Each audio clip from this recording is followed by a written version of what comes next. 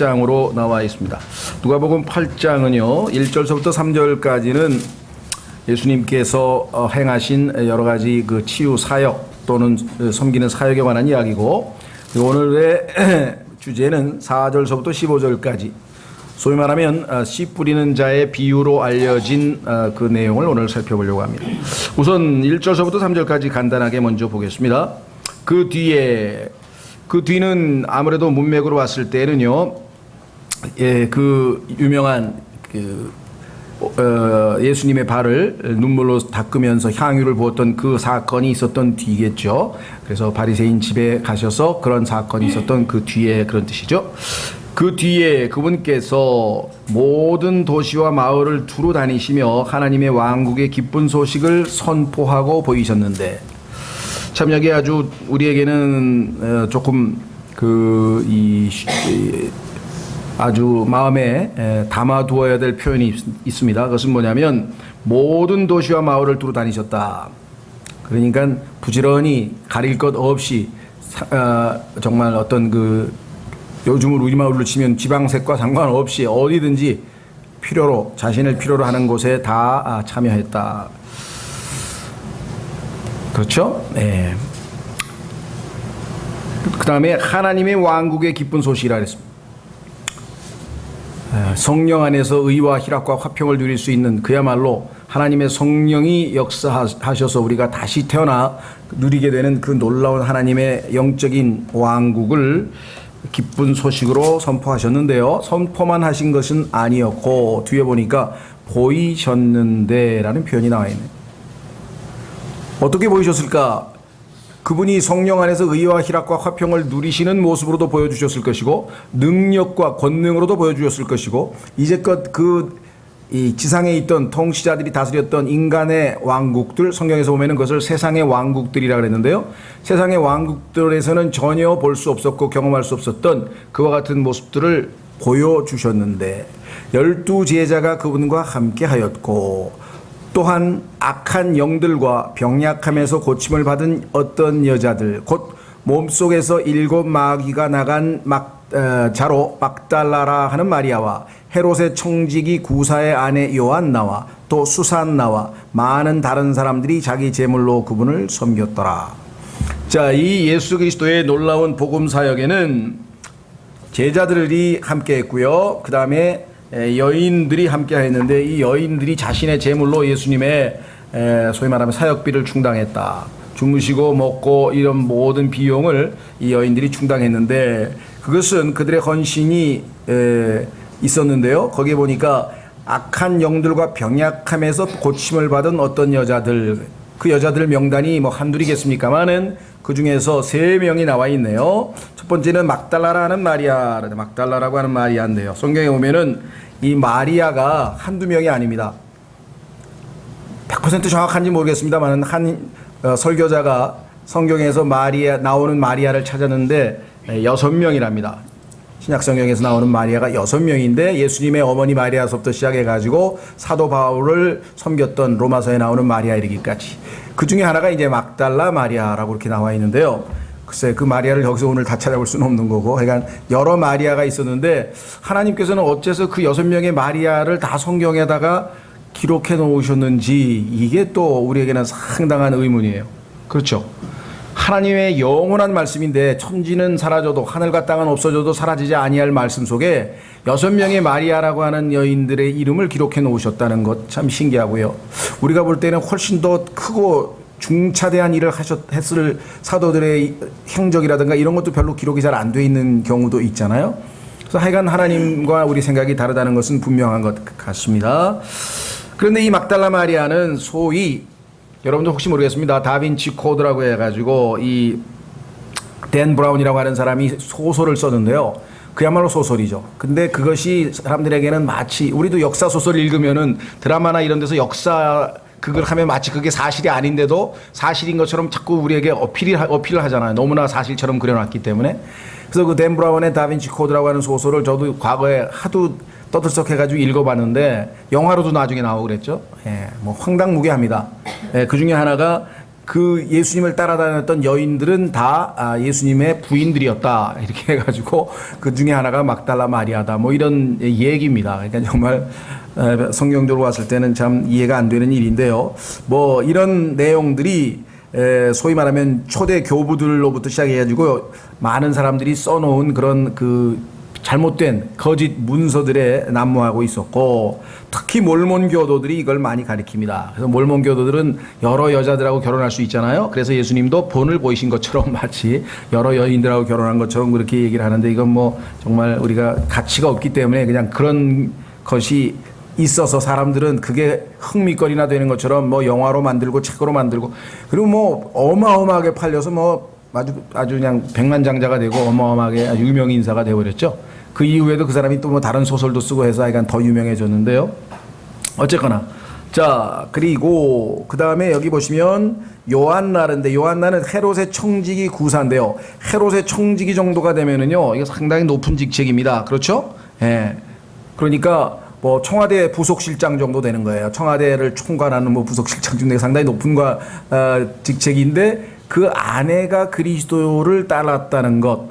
그렇죠? 반면에 여기 나와 있는 막달라라든가 수산나라든가 이런 여인들은 또 상당히 소위 말하면 우리로 치면 낮은 계급의 비참한, 그죠? 가난한 자. 그러니까 가난한 자가 됐든 부자가 됐든 고위층이 됐든 뭐 저 밑바닥층이 됐든 간에 가리지 아니하고 다 예수 그리스도의 말씀에는 반응할 수 있다는 것을 우리에게 여기서 상징적으로 보여주고 있는 것 같습니다.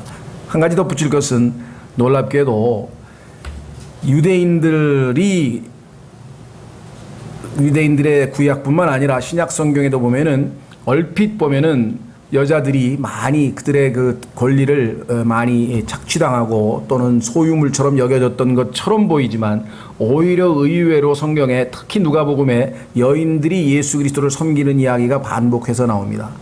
이 여인은 부활하신 예수님을 처음 만났던 여인이에요. 그래서 사람들에게 예수님이 부활했다는 사실을 처음으로 알렸던 여인이니까 대단한 특권을 누린 여자죠. 예.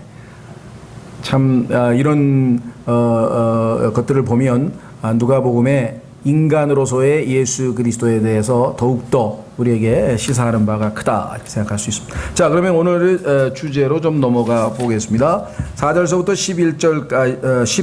15절까지인데요. 4절서부터 10절까지고 11절서부터 15절까지는 예수님이 그 비유를 해석을 하셨기 때문에 뭐 달리 우리가 설명을 붙일 이유가 없습니다. 왜냐하면 예수님께서 직접 해석을 해주셨죠. 누가복음에서는 다른 부분은 예수님이 직접 해석하시지 않고 비유만 말씀하신 적이 대부분인데, 이 비유는 분명하게 예수님께서 설명을 했기 때문에 쉽죠. 4절, 모든 도시에서 많은 사람들이 함께 모여 그분께 나오매 그분께서 비유로 말씀하시되, 씨 뿌리는 자가 자기 씨를 뿌리러 나가서, 이 자기 씨가 중요합니다.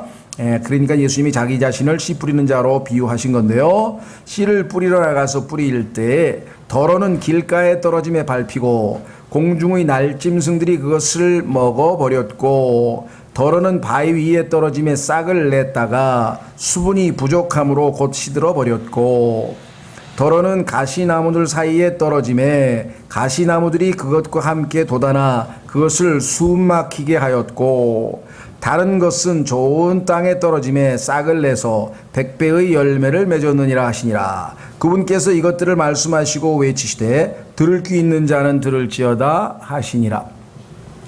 자, 이 비유를 말씀하자 9절, 그분의 제자들이 그분께 이르되 이 비유는 무엇이니까 하매 설명을 요청드렸죠. 그분께서 이르시되 하나님의 왕국의 신비들을 아는 것이 너희에게는 허락되었으나 다른 사람들에게는 비유로 되었나니 이것은 그들이 보아도 보지 못하고 들어도 깨닫지 못하게 하려 함이니라. 얼핏 보면 예수님께서는 그러면은 많은 사람들이 못 알아듣도록 어렵게 비유로 말씀하셨다는 뜻이냐, 그런 뜻은 아니죠. 이것은 오히려 들을 마음이 있는 사람들에게는 쉽게 이해할 수 있도록 들을 수 있는 것이고, 반면에 하나님의 말씀을 들을 그런 마음 자세가 되어 있지 않은 사람은 들어도 무슨 소리인지 못 알아듣도록 하시는 그 지혜로운 방법의 하나지. 하나님께서 의도하시는 바는 아주 특정한 소수의 사람만이 아주 진리를 알고 나머지는 전혀 진리를 모르게 하신다, 이런 뉘앙스는 아니라는 것이죠. 자, 그래서 들을 귀가 있는 자에 대한 얘기를 하시네요. 자, 11절을 보십시오. 이제 그 비유는 이러하니라. 씨는 하나님의 말씀이요.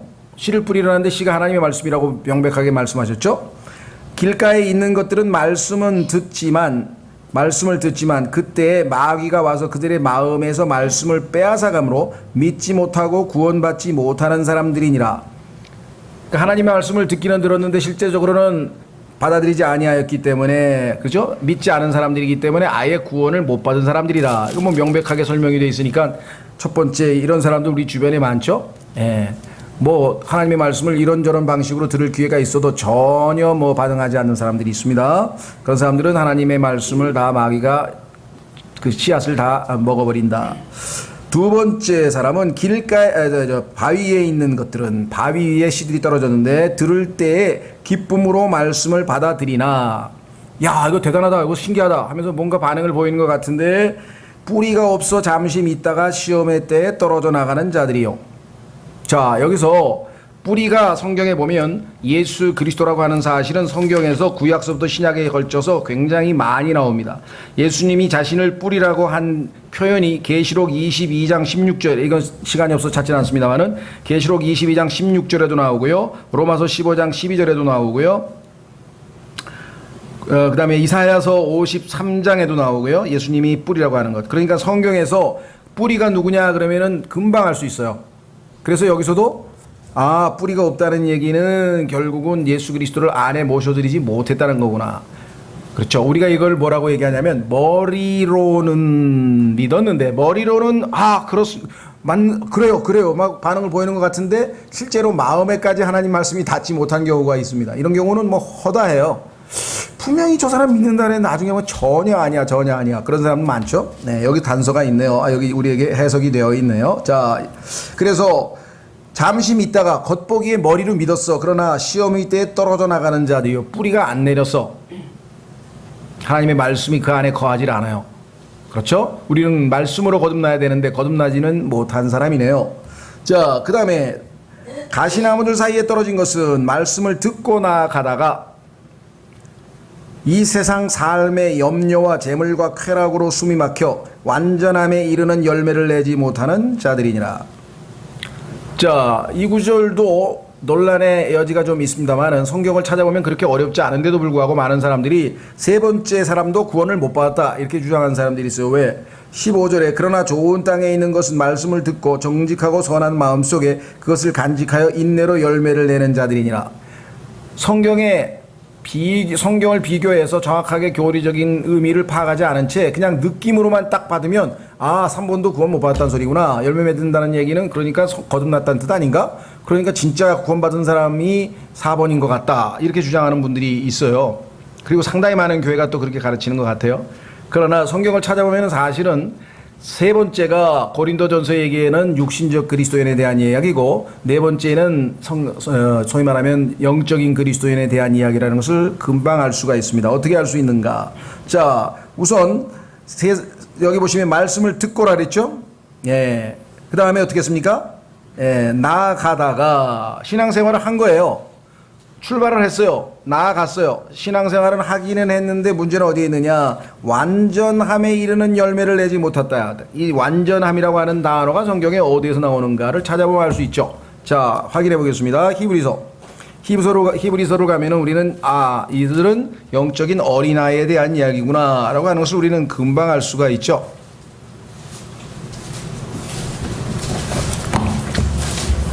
히브리서 찾았습니까? 히브리서 5장 12절. 히브리서 5장 12절.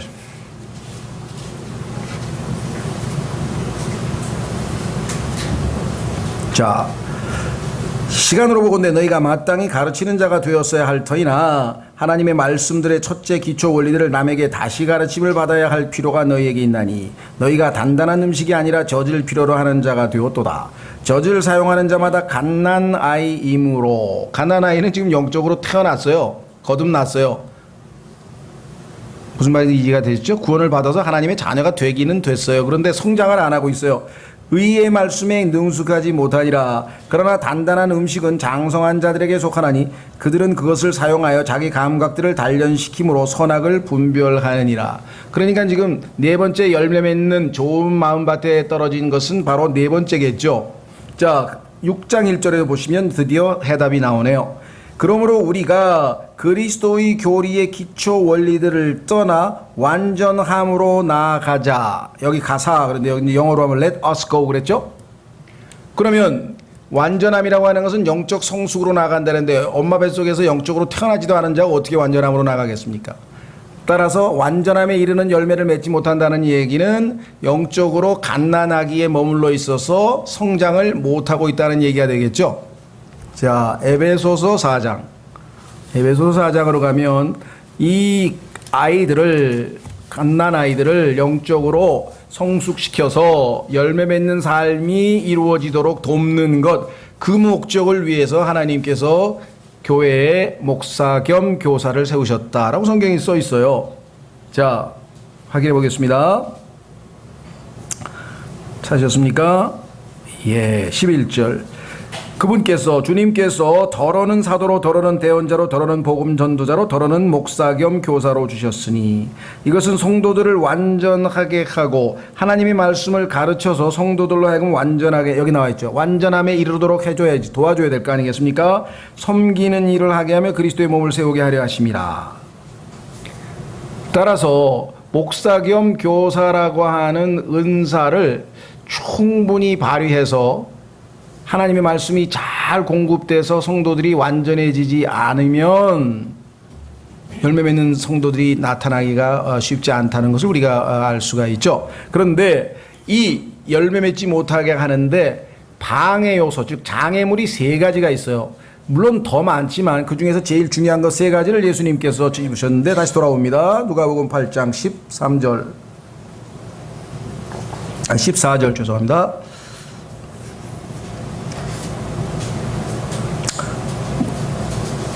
자, 가시나무들 사이에 떨어진 것은 말씀을 듣고 나아가다가 이 세상 삶의 염려와, 자, 그러니까 염려네요. 염려. 이 세상 삶에는 근심, 걱정, 염려. 내 마음이 자꾸만 근심하고 걱정하고 염려하는 거 있죠? 염려. 두 번째는 이 세상 삶에서 우리를 또 영적인 열매를 맺지 못하게 하는 것은 재물이네요. 재물.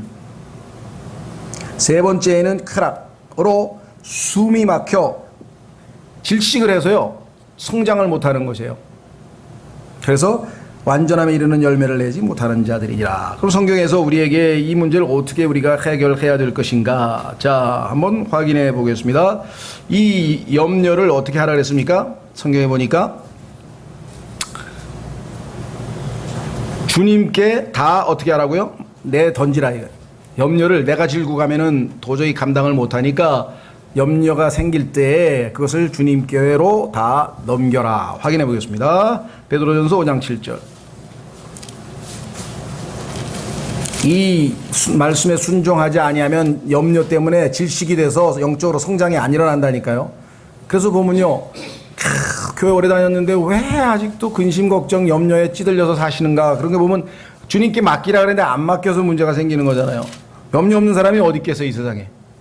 그렇죠. 이 세상에 염려 없는 사람이 있나요? 없다고. 근데 어떤 사람은 말씀에 순종해서 맡겼어, 주님한테. 5장 7절. 베드로전서 5장 7절. 너희의 모든 염려를 맡기라, 그분께서 너희를 돌보시니라. 여기서 돌보신다는 단어는 영어의 케어에 똑같은 단어예요. 그러니까 그분께서 너희를 염려하시느니라. 직역을 하면요, 그분께서 너희를 염려하시니까 네가 네 염려는 그만두라 얘기. 그분이 우리를 염려해 주시는데 내가 왜 내 염려를 하고 앉았냐. 그러니까 우리말로는 이게 지금 이제 돌보시는 이라고 약간의 의역을 할 수 있는데 영어는 단어가 똑같은 단어예요. 염려라고 하는 명사도 케어고 동사도 케어예요. 여러분들 케어 아시죠? 그저 매니큐어 칠하는 것도 요즘에 발톱도 케어한다 그러는데 뭐 케어. 또 여러 가지 뭐 케어란 말이 요즘 굉장히 많이 쓰죠. 예. 그 성경에서 케어란 말은 염려하는 거예요. 돌보려고. 어떡하지? 그 마음을 자꾸 쓰는 거예요. 그런데 네가 거기에 마음 써봐야 머리카락 하나도 희게 하지 못하고 머리 1cm도 자라지 못하게 하는데 뭔 네가 염려를 하냐 이것이. 염려는 그분이 우리를 위해서 해주시는 거예요. 주님께서 돌보시니까 염려를 그분께 맡겨라. 여기서 이제 신앙생활의 어떤 비결이 있는데 이거를 순종 안 하면 무거워 이제 인상이 벌써 짓눌린. 근데 주님께 염려를 맡긴 사람은 염려가 안 되니까 얼굴이 밝을 거 아니에요. 그렇죠? 상황이 좋아서가 아니라 믿음으로 순종했기 때문에. 자, 빌립보서 4장 6절. 빌립보서 4장 6절. 여기도 또 비결이 나오잖아요. 아무것도 염려하지 말라 그랬잖아요. 그렇죠? 아무것도 염려하지 말라. 그럼 어떻게 하냐? 염려 대신에 기도하라. 기도하라. 빌립보서 4장 6절. 아무것도 염려하지 말고 그랬잖아요. 이 염려 때문에 완전함에 이르는 열매를 맺지 못하니까, 성장이 안 되니까 이 염려 문제를 해결하는 방법은 뭐냐? 주님께 맡겨라 이거예요. 아무것도 염려하지 말라 이거예요. 그러면 어떻게 해야 되느냐? 기도를 하라 이거예요. 그게 주님께 맡기는 비결이죠. 그러니까 사실 베드로전서 5장 7절과 빌립보 4장 6절은 같은 얘기예요. 염려하지 말고 맡기라는 얘기는 주님께 기도하라는 얘기잖아요. 그렇죠? 예, 그래서 같은 말씀입니다, 사실은. 자, 그래서 우리는 염려에 대해서 우리가 살펴봤고요. 그 다음에 두 번째 문제는 재물입니다. 재물. 재물에 대해서는요, 성경에서 우리에게 뭐라고 말씀하셨는가 한 구절만 찾아보겠습니다. 디모데전서 6장.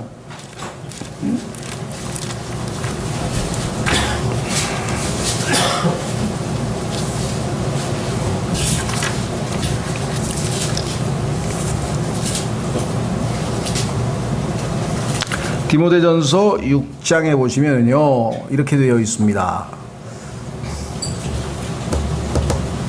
찾으셨습니까? 6절. 디모데전서 6장 6절. 그러나 만족하면서 하나님을 따르는 것은 큰 이득이 되느니라. 만족하면서. 우리가 이 세상에 아무것도 가지고 오지 아니하였은즉 아무것도 가지고 가지 못할 것이 확실하니 먹을 것과 입을 것이 있은즉 우리가 그것으로 만족할 것이니라. 그러나 부유하게 하게 되고자 하는 자들은 사람들을 파멸과 멸망에 빠지게 하는 시험과 올무와 여러 가지 어리석고 해로운 욕심에 떨어지느니라. 돈을 사랑함이 모든 악의 뿌리이니 어떤 자들이 돈을 탐내다가 믿음에서 떠나 잘못하고 많은 고통으로 자기를 찔러 꿰뚫었도다. 영적으로 성장할 수가 없어요. 돈 문제에 얽히게 되면은 여기서 계속해서 우리가 시험을 당하고 이것 때문에 다시 넘어졌다가 다시 이거 얼마나 많은 사람들이 이 문제로 어려움을 겪습니까? 그렇죠? 예. 그래서 여기서 주님께 정말 모든 걸 내맡기고 자유로워야 된다라고 얘기를 했죠. 자, 그 다음에 세 번째는 뭐냐? 쾌락이네요. 쾌락. 플레저. 쾌락으로 숨이 막힌다 이게. 쾌락. 자, 이 세상에 그 사람들 마지막 때의 특징 중에 하나가 뭐냐면요, 사람들이 쾌락을 하나님보다 더 사랑한다. 디모데후서 3장. 마지막 시대의 특징을 설명하면서 그 중에 하나가 뭐냐, 하나님보다 사람들이 쾌락을 더 사랑한다라고 얘기를 했네요. 디모데후서 3장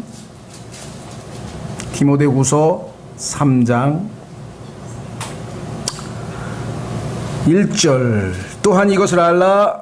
즉 마지막 날들의 위험한 때가 이르리라. 그러면 위험한 때는 어떤 때냐? 첫째, 사람들이 자기를 사랑하며, 예수님은 자기 자신을 미워하고 주님을 따르라 그랬는데 자기를 사랑하기 시작하면 이건 이기주의 사회가 되는 것이고 자기중심 사회가 되는 것이고 남에 대한 무관심을 하는 사회가 되는 것이고, 이런 사회가 소돔과 고모라의 도덕적 타락을 가져왔다고 성경에 또 에스겔서에 말씀하고 있죠.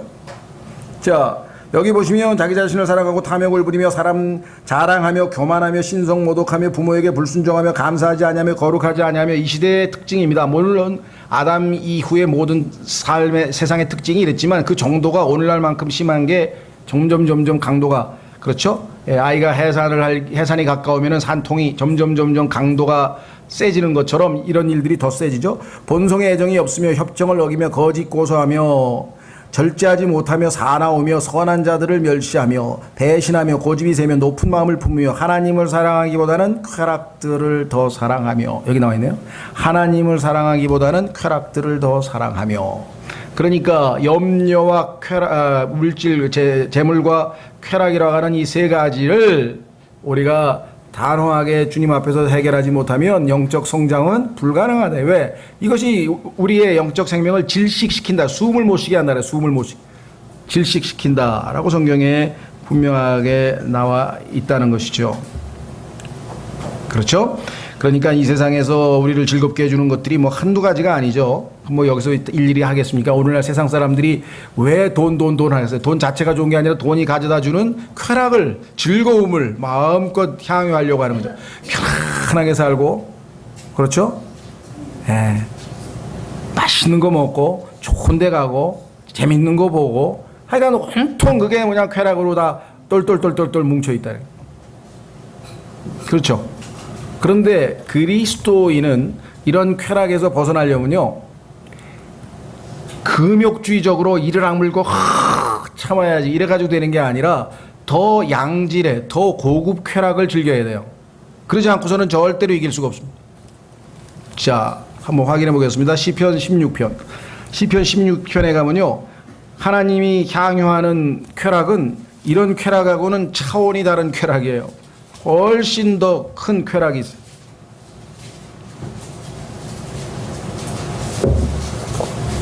시편 16편 11절.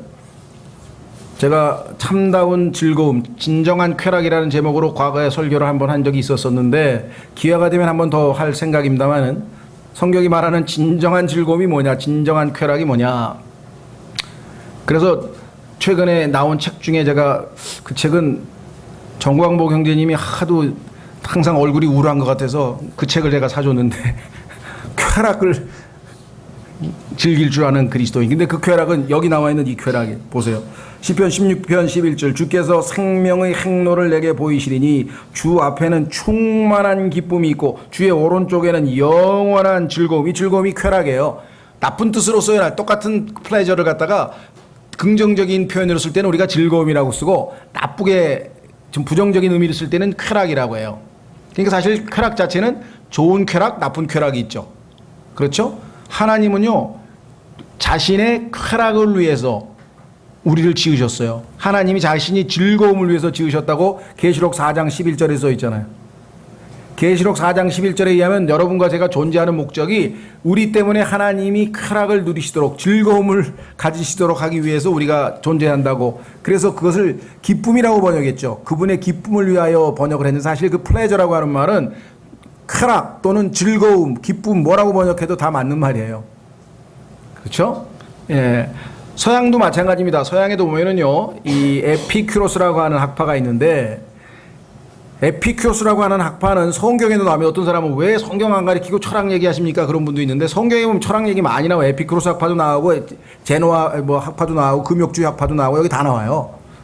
사도행전 17장에 가면은 그 에피큐로스라고 하는 학파가 바울의 설교를 들어보기 위해서 나타나가지고 논쟁을 벌인 장면이 나오는데, 그들이 얘기하는 쾌락은요, 좀 수준이 높은 거였어요. 그러니까 에피큐로스는 인간의 진정한 삶의 목적은 쾌락이다. 근데 그 쾌락은 관능적, 뭐 육체적 이런 쾌락은 잠깐뿐이고 질이 좀 낮기 때문에 그 차원의 마음의 평안함과 진정한 의미의 그 쾌락을, 철학을 통해서 누려야 된다. 이게 이제 상당한 그 차원의 쾌락을 얘기했는데, 그런데 그것 가지고도 안 돼요.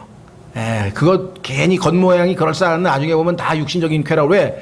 그래도 육에서 난 건 육이잖아요. 겉모양이 그럴싸해, 나중에 가면 육에서 난 게 육이잖아요. 그렇죠? 그러면 진정한 쾌락은 뭐냐? 성경에 보니까 하나님의 즐거움이야. 하나님의 즐거움이 나를 감쌀 때 그 쾌락은 진정한 쾌락이 되는 것이에요. 삶의 존재 목적이 되는 거지. 그것이 계시록 4장 11절에 써 있다 이 말이죠. 자, 그래서 우리는 누가복음으로 와서 마무리를 짓겠습니다. 자, 누가복음에 보니까 이 세 가지 때문에 질식을 해. 영적 생명은 이 세 가지. 그래서 이것을 우리가 빅3라고 얘기를 했는데요. 빅3. 빅3라는 말은 원래는 미국에서 자동차 회사 중에서 제일 큰 회사 3개. 그렇죠? 크라이슬러라든가, GM, 그 다음에 포드, 그 다음에 뭐예요? 또 하나. 크라이슬러. 이렇게 세 회사를 가리켜서 자동차 빅3라는 말을 썼는데, 성경에 보니까 성장을 가로막는 빅3가 여기 나와 있네. 염려, 재물, 쾌락. 이거는 세상 사람 얘기가 아닙니다. 영적으로 어린 그리스도인이 성장할 때 이 세 가지의 질식되면은 숨을 제대로 못 쉬고 영적으로 성장이 안 돼서 완전함에 이르는 열매를 맺지 못한다고 성경에 분명하게 써 있잖아요. 그렇죠? 그런데 진정으로 염려는 주님께 맡겨서 주님이 염려토록 하시는 것이 해답이고, 그 다음에 두 번째 재물은 어떤 것입니까? 역시 돈을 사랑하지 아니하고 먹을 것과 입을 것으로 만족하는 삶, 그것이 두 번째 해결이고, 왜? 주님께서 솔로몬 이 새들도 다 먹이시고 모든 것을 다 책임지신다고 말씀하셨으니까 얼마든지 책임지신다는 거죠. 자, 세 번째는 하나님을 즐거워함으로 우리가 진정한 쾌락을 누릴 때 세상의 쾌락에서 벗어날 수 있다. 마지막 15절. 그러나 좋은 땅에 있는 것은 말씀을 듣고 정직하고 선한 마음 속에 그것을 간직하여. 여기 비결이 있네요. 말씀을 듣고 흘려보내는 사람이 있어요. 그렇죠? 하나님의 말씀을 듣고 흘려보내면 우리가 영적으로 실패합니다. 확인해 보겠습니다. 히브리서 2장. 히브리서 2장에 오면은 말씀을 듣고 흘려보내는 사람이 있어요. 찾으셨습니까?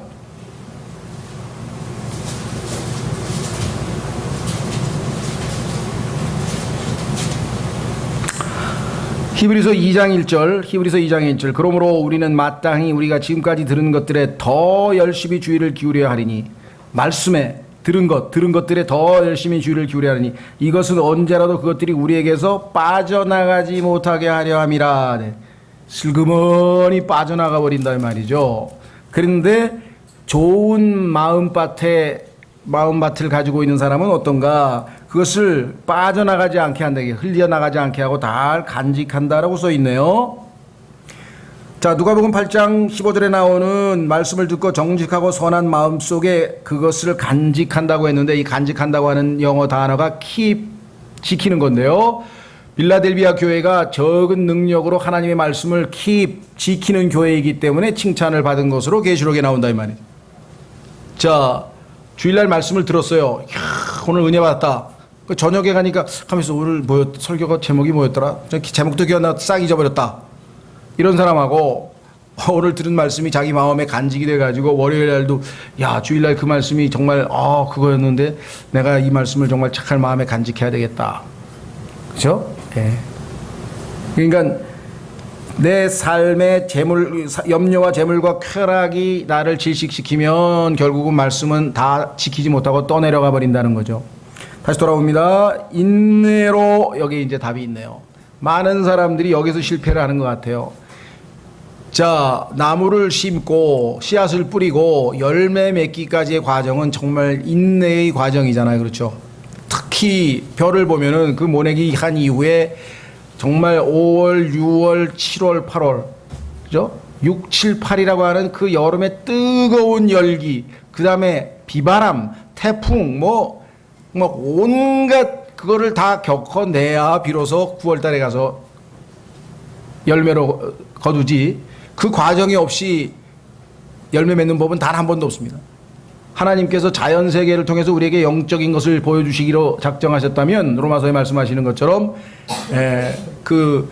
이 벽씨가 자라서 모내기를 하고 그 다음에 그것이 정말 이제 이 논에서 자라면서 씨앗이 결국은 수확을 거두기까지의 과정을 보면 그것이 바로 우리가 영적인 열매를 맺는 과정과 정확하게 일치하죠. 그래서 여기 인내로라고 하는 말이 들어가 있는, 인내로 열매를 내는 자들이니라.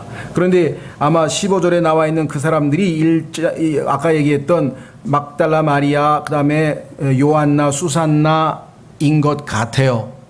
이 세 사람이 아마 주님을 보시기에 열매 맺고 있는 사람들인 것 같아요.